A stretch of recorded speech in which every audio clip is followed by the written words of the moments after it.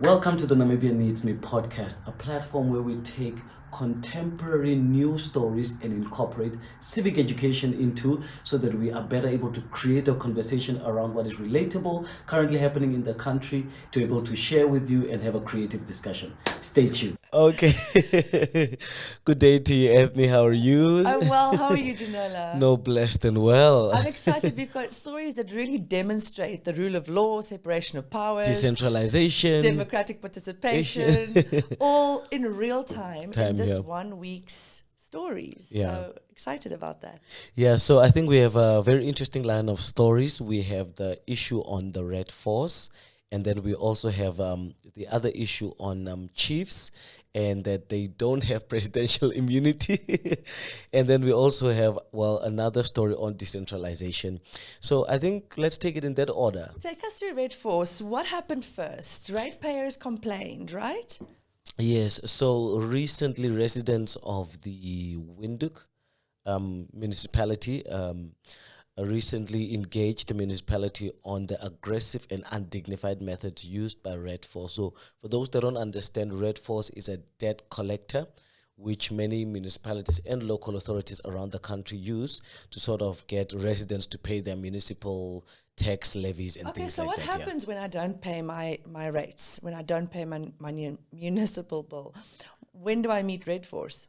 Okay, so what happens is that if you don't pay your municipal bills, the municipality hands over a list of the residents to RedForce, and then they can lawfully reach out, enforce some kind of penalties and additional fees that you must pay and things like that in order for, let's say, the reopening of your water and or electricity, depending on how much you owe.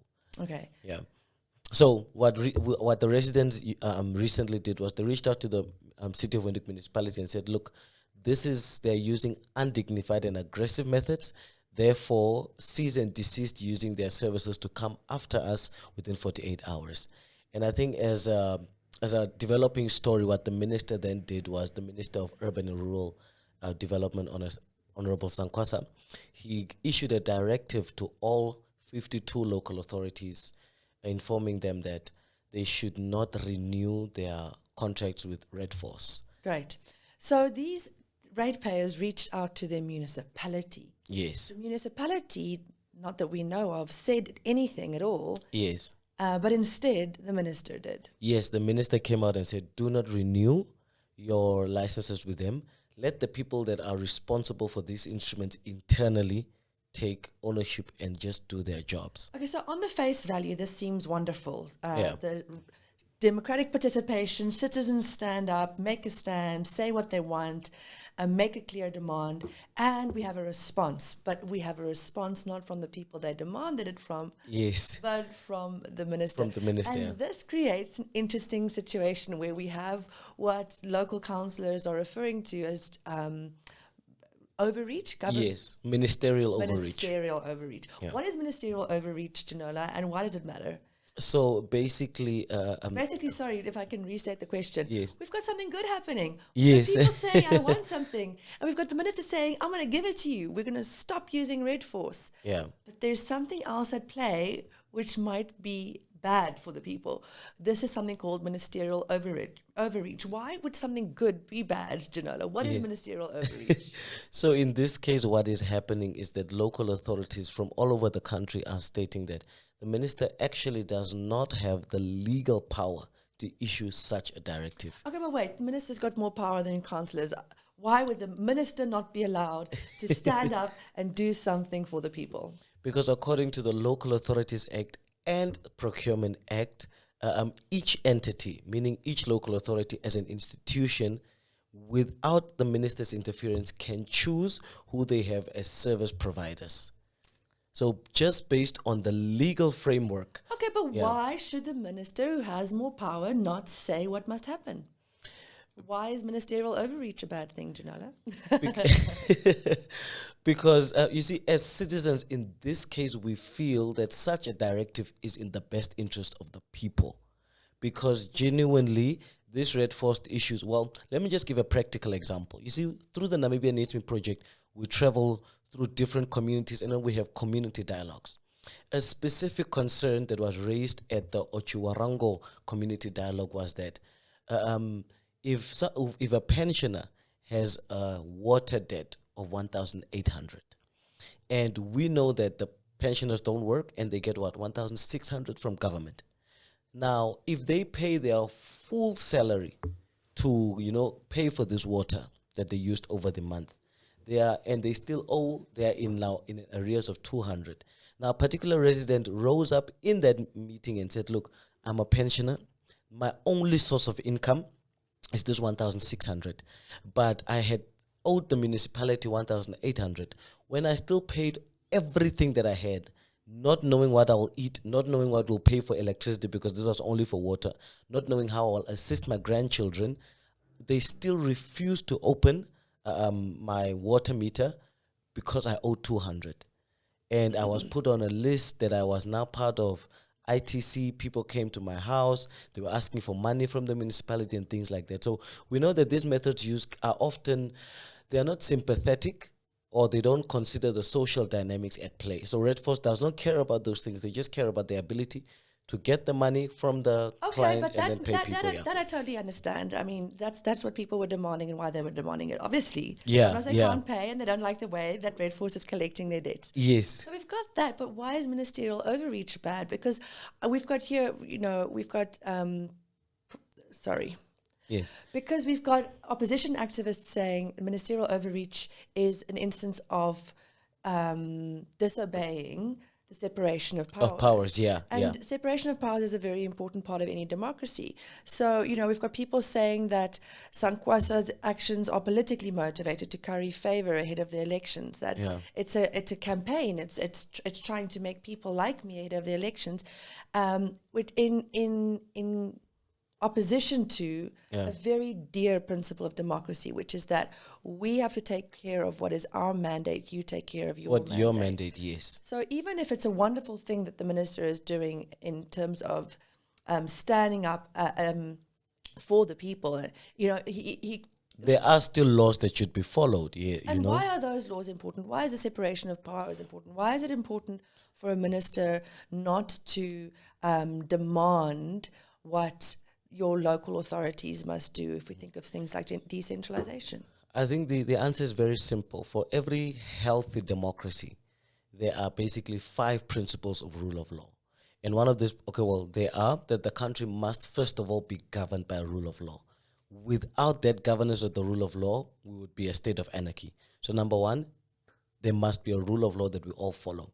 Number 2 is that the law must apply to everyone equally. No one is above the law. Number 3, the law must treat everyone equally. So whether you're a minister or you're just a security guard, the law must treat you the same. Number 4 is that the processes for enacting and applying laws must be fair and transparent. And lastly, the law must protect the basic human rights. So these are basically the 5 principles of law under which we as a democracy operate. And therefore, the minister's interference in local authority contravenes that, because he's not standing on any given law to enforce that directive. And that is basically the response of the local authorities, that this particular directive is not based on any law. Actually, it's in contravention of procurement law and of the Local and Regional Authorities Act. And what is the danger that happens when your ministers start telling your local authorities what to do? I think that it tampers with the whole premise of decentralization. Because what makes decentralization effective is that central government is hands-off.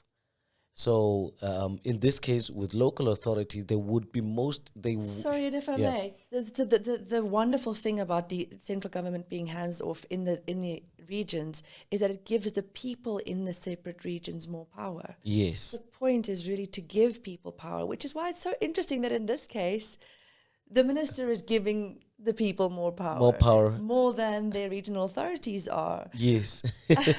By undermining the power of the people regionally. It's a very weird loop. Yes. So it's on the face, this looks like a wonderful thing. Thank you, Minister, for standing up for what the people are demanding. Yeah.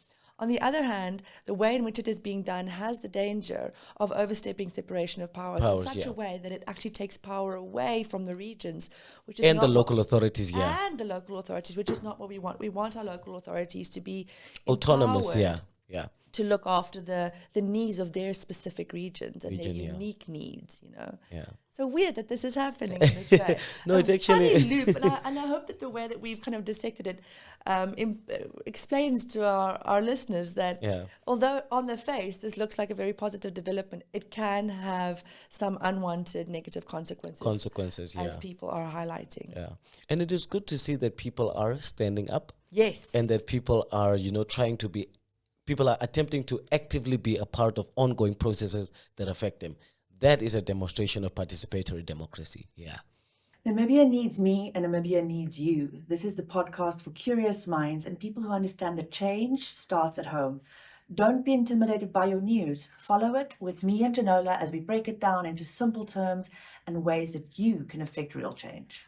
So, as some of us may be aware, there is a video going viral on social media. Have you seen this video? Yes, I have. Okay. Well, he basically states that chiefs can't be taken to court, right? And he mentioned it as part of, a bigger discussion. Putting that bigger discussion aside, that was really his statement, that chiefs can't be taken to court. So what has happened was people now started questioning, is this true? Is it not true? And of course, as Namibia Needs Me, we are here to sort of a little bit go into that and also just to tell you the law and what the law says, just to have a conversation on that. But Ethne, tell me what you think.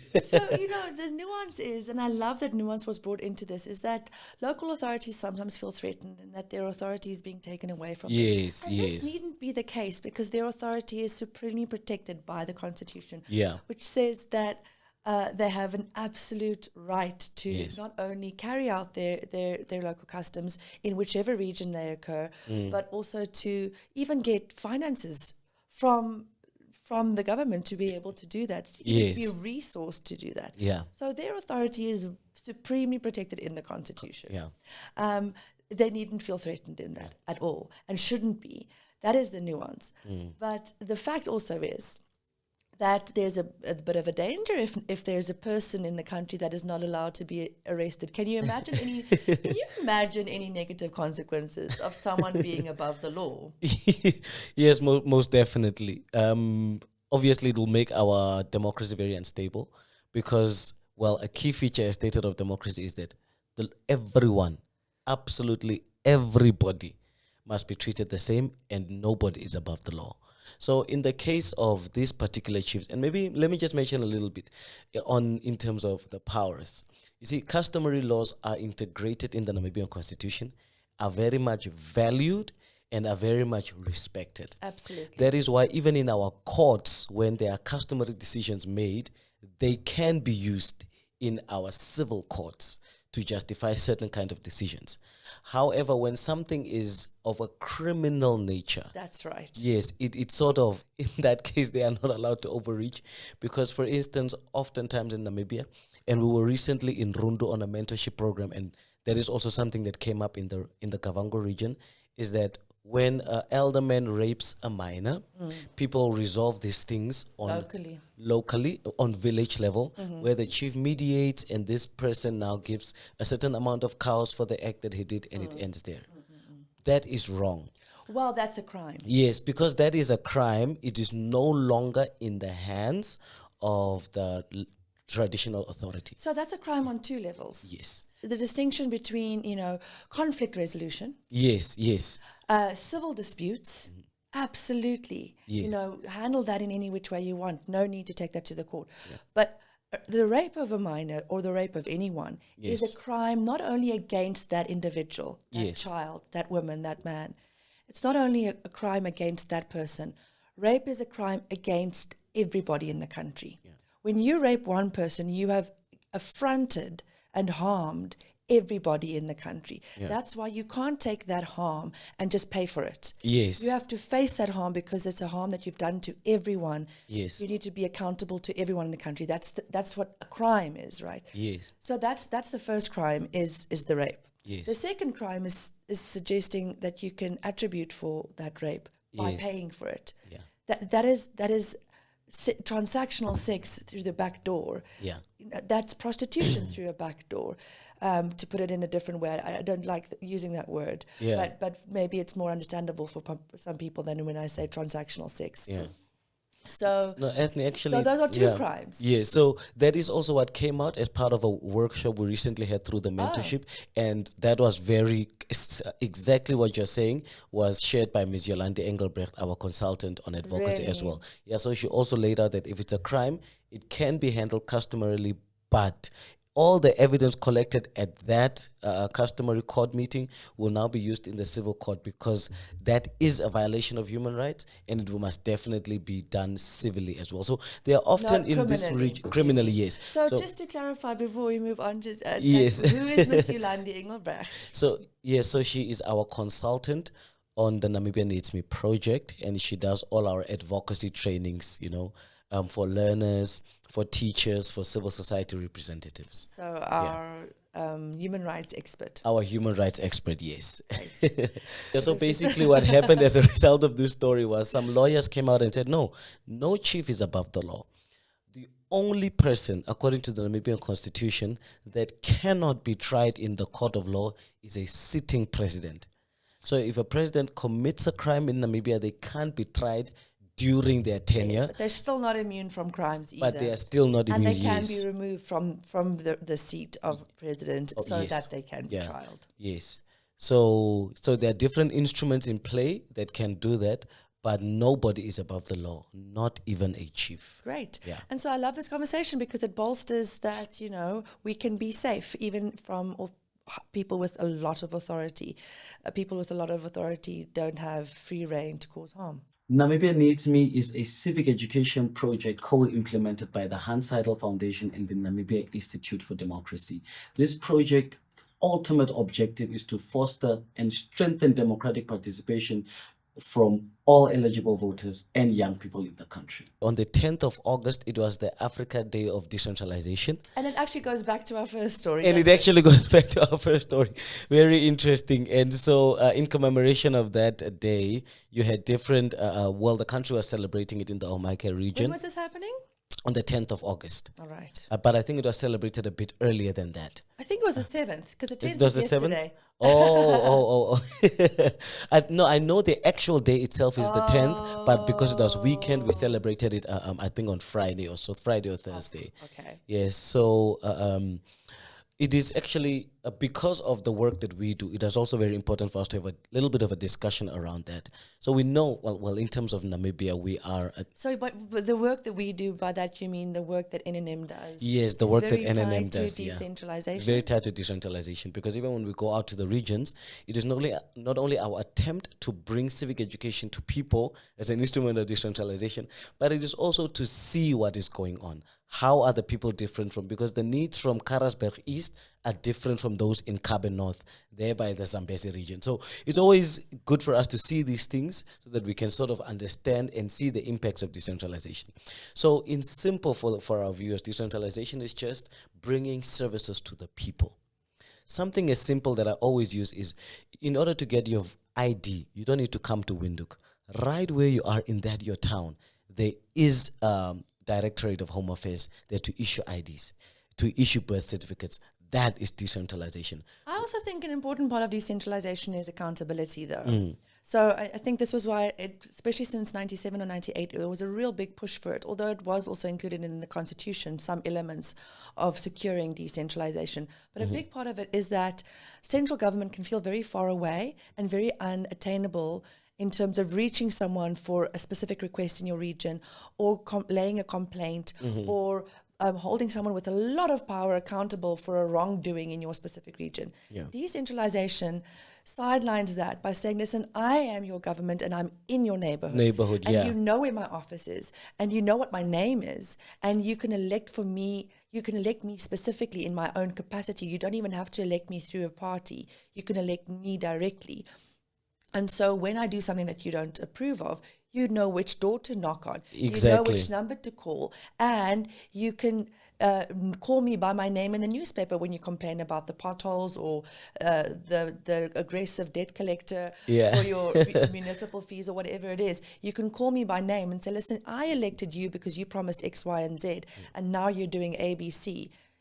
please fix it. Come Yeah. on. So in simple, it basically increases local participation because that way people have an opportunity, have an instrument through which they can voice their concerns. Absolutely. And simultaneously, what that also does is bring region-specific development. Yes. You see, that is one of the advantages of decentralization, is that, like I said, because each town, each region has different needs, we can't get the same allocation of money. Yes. Because we are not dealing with the same kinds of problems or the priority areas in terms of public outcry for that specific town or region. And so all of this relates back to our first story. Yeah. About rent and debt collection. Yeah. And an interesting way of putting it, or even seeing it, is as the separation of powers vertically. Yes. So separation of powers is between the different branches of government, but also Between the different levels of government, national to regional to local authority. So we hope it helps. It's complex stuff, but we're here to make it simple. And there's a lot of repetition going on because these principles come up all the time. Yeah. So next week it might make more sense with a whole brand new story Yeah. about how it applies to our Yeah. democracy. But also, if you'd like to learn more, please do visit the Namibia Needs Me website for all civic education content. You know what we try to do here is to break the information down for you, but all the raw content is on our website. Please do check it out. Yes, please. Thank you, Janola. All right. Thank you. Don't be left behind. Don't miss out on a single week. Like this episode and subscribe so that you can stay abreast of what's happening in the country and the change that affects your life. We're also available on TikTok, Instagram, Facebook, and we have an excellent website with all the resources that you need.